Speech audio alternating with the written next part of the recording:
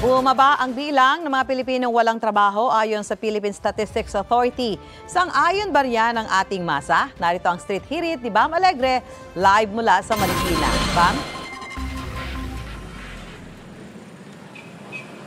Suzanne, good morning. Mahirap humanap ng hanap buhay pero kung statistics ang pagbabatayan, tila mas marami yung naging matagumpay na makahanap nito noong nakaraang taon. Narito ang Street Hirit.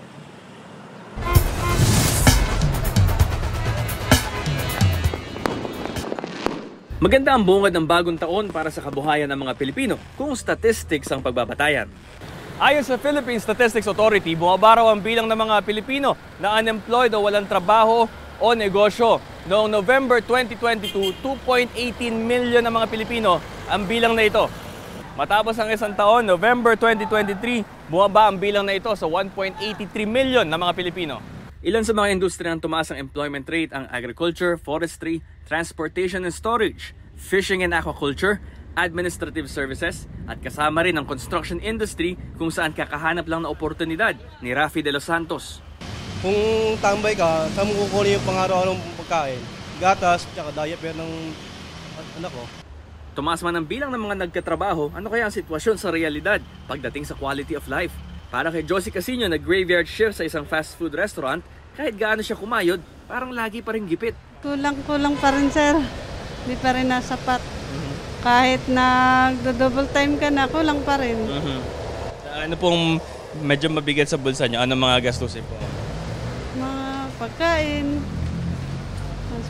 ano sa eskwelahan. Kung may ilang nakahanap ng trabaho, meron din namang ilang nahaharap sa posibilidad na mawalan ng hanap buhay. Halimbawa, ang mga traditional jeepney driver na hindi pa sumasailalim sa consolidation para sa jeepney modernization. May trabaho ngayon pero paano pagdating ng deadline sa January 31? Kaya ang tsuper na si Joey Mico, sinang-ayunan na lang daw ang consolidation para sa kanyang pamilya kahit hindi talaga siya pabor dito. Siyempre, mahirap. Mawawalan ng hanap buhay. Yun ang unang papasok sa isipan, lalo na yung mga kasama naming mga tsuper. Siyempre, mga nagpapaaral yung mga yan, nangungupahan, yung mawawalan ng hanap buhay. Napilitan sumali kasi ang sabi nila, January 31, deadline December 31 eh. Pagdating ng January 1, yung mga hindi nag-consolidated, obligadong hindi na makakabiyahe. So, no choice. Pero kung tutusin, ayaw namin ng ganyan, ng mag-consolidate.